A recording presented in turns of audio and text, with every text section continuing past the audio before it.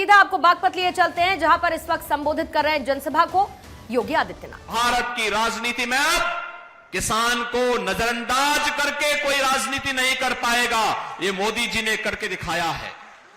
और बहनों और भाइयों, इसीलिए चौधरी साहब की इस कर्म भूमि को मैं कोटि कोटि नमन करता हूं।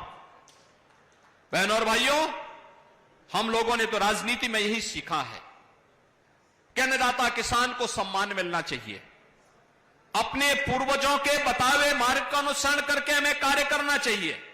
और आज तो वैसे भी हनुमत जयंती है। हनुमत जयंती के अवसर पर खासतौर पर बागपत वासियों को तो और भी मैं बधाई देता हूं।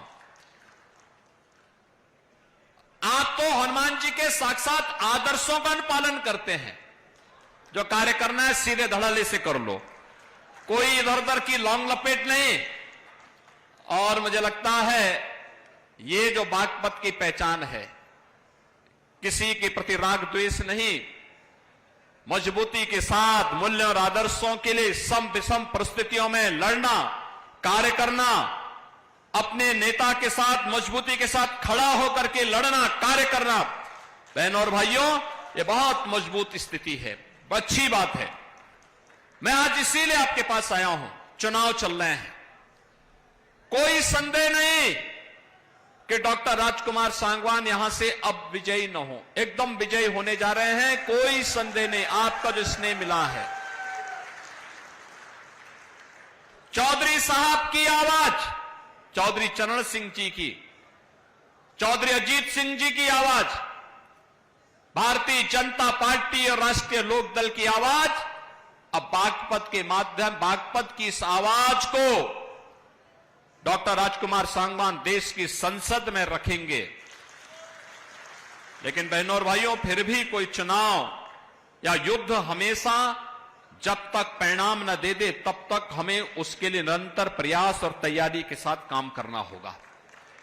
और आज मैं इसीलिए आपसे कहने के लिए आया हूं, एक तरफ भारतीय जनता पार्टी राष्ट्रीय लोकदल का गठबंधन है, दूसरी तरफ कांग्रेस, समाजवादी पार्टी और अलग अलग धड़ों में बटे हुए दल हैं जो अपने राज्यों में तो एक दूसरे के खिलाफ लड़ रहे हैं, लेकिन राष्ट्रीय स्तर पर मोदी जी को रोकने के लिए वे इंडी गठबंधन बना करके उनके द्वारा कहीं न कहीं बैरियर बनाने का प्रयास हो रहा है।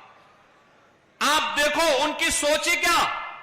जब कांग्रेस के घोषणा पत्र को आप देखते हैं, दो बातें उन घोषणा पत्र में नजर आती हैं।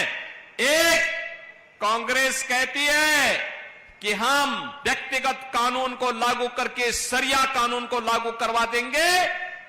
इसका मतलब बाबा साहब भीमराव अंबेडकर के द्वारा बनाए गए संविधान के लिए ये लोग खतरा पैदा करना चाहते हैं, यानी देश के संविधान को एक खतरे में डालना चाहते हैं।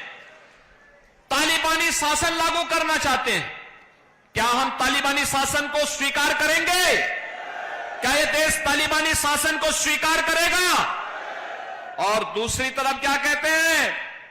कांग्रेस का घोषणा पत्र कहता है हम एक झटके में गरीबी मिटा देंगे। और गरीबी कैसे मिटाएंगे?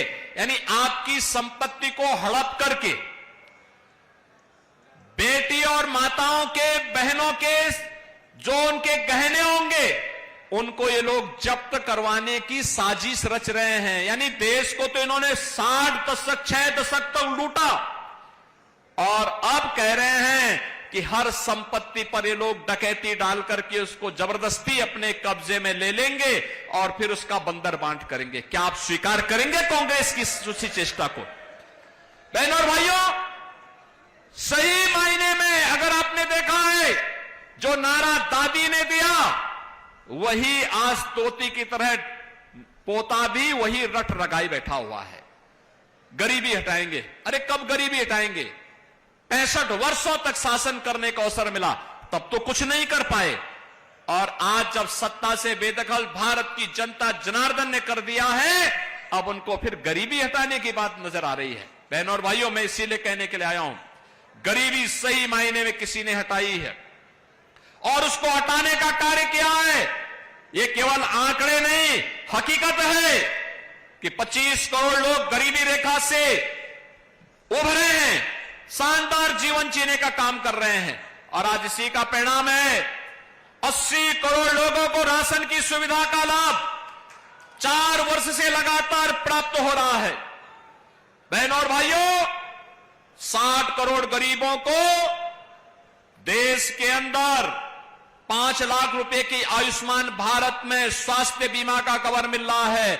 और उत्तर प्रदेश में तो हमने व्यवस्था बनाई कि हमारा कोई विधायक, कोई पदाधिकारी या पीड़ित भी अगर बीमार है और मुझे एक पत्र भेज देता है तो मैं सीधे जनधन अकाउंट में उसका पैसा भेज देता हूं, कहता हूं भाई उपचार कराओ, चिंता पैसे की मत करना, परिवार के ऊपर बोझा मत आने देना, उसकी जिम्मेदारी हम लोग लेंगे। आखिर हम सत्ता में बैठ के क्या कर रहे हैं? यही हमारा काम है, हर पीड़ित के साथ खड़ा होना। ये लोग क्या चाहते हैं? कांग्रेस के लोग ये आपकी संपत्ति को हड़पना चाहते हैं। और ये तो समाजवादी पार्टी और कांग्रेस का पुराना इतिहास है, ये तो यही इनका इतिहास है। वे अपने लिए जीते हैं। आप देखें, यही उदाहरण है जब राष्ट्रीय लोकदल को अवसर मिला, उन्होंने राजकुमार सांगवान को बागपत जैसी प्रतिष्ठित सीट पर, जो चौधरी साहब की कर्मभूमि, वहां पर उन्होंने अपना प्रत्याशी बनाया। और समाजवादी पार्टी को अवसर मिला तो समाजवादी पार्टी ने क्या किया? अपने ही परिवार के सभी लोगों को टिकट दे दिया, किसी बाहरी व्यक्ति को नहीं दिया, सारे टिकट अपने परिवार के लोगों को।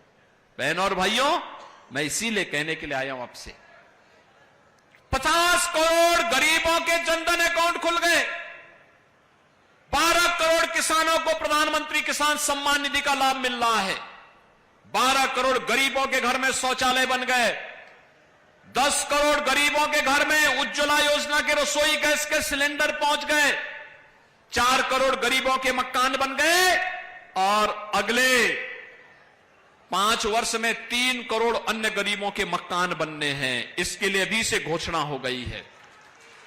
बहनों और भाइयों, हर घर नल की योजना हो या फिर हर व्यक्ति को सुरक्षा की गारंटी। याद करिए, पहले देश के अंदर जहां कहीं भी विस्फोट हो जाता था, आतंकी विस्फोट होता था, निर्दोष लोग मारे जाते थे, सुरक्षा बलों के जवान शहीद होते थे। और अब तो जोर से पटाखा भी फट जाए ना तो पाकिस्तान सफाई देता, कहता नहीं मैंने नहीं किया है, क्योंकि उसे मालूम है कि अगर उसने कुछ किया तो फिर उसको लेने के देने पड़ जाएंगे, जान बचानी मुश्किल हो जाएगी अब, क्योंकि अब एक मजबूर नहीं मजबूत सरकार है मोदी जी के नेतृत्व में।